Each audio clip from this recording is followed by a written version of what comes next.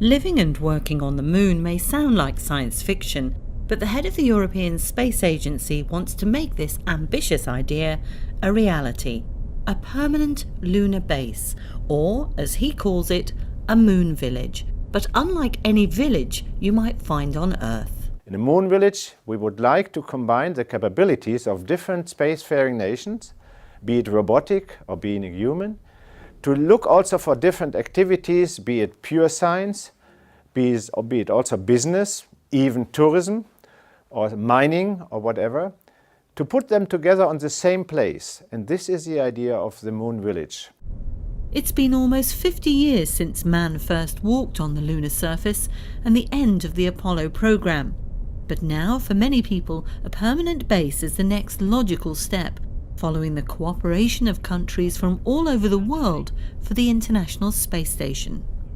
One key thought is to use the moon's own natural resources to build and sustain a base, its water ice, metals and minerals, using its own materials to 3D print a structure or building element.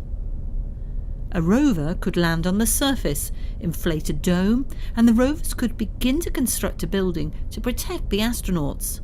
And while a moon village is a big project, it can start small.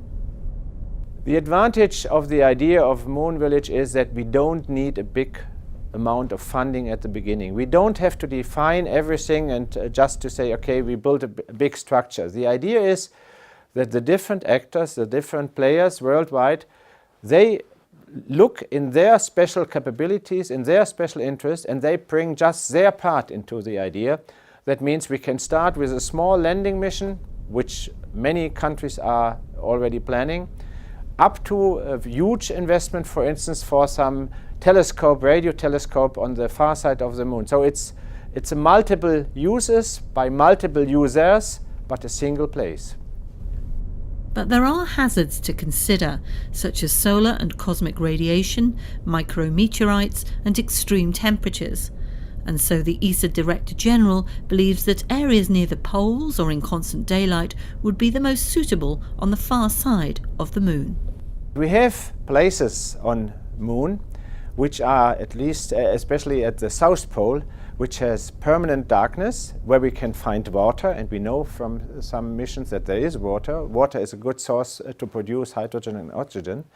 And also to go into the shadow of the moon, we will have places where we don't have the radiation coming from the Earth. So building a telescope over there by using the material we find on the moon, so not bringing all the stuff from the Earth, that could also open new possibilities to look deep into our universe.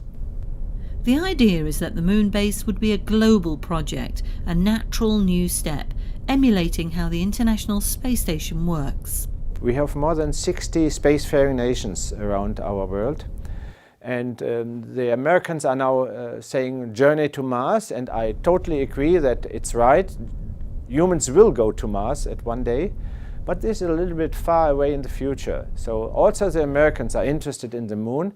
So it will be the Americans, it will be the Russians, it will be the Chinese, it will be the Indians, the Japanese, and even more countries with smaller contributions. So my hope is that we will really have a really global exploration scheme on the moon.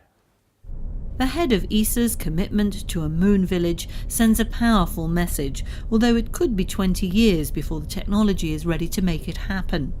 But as more nations plan to return to the moon, the need for a permanent base will grow, and Europe could be at the heart of the next giant leap for humankind.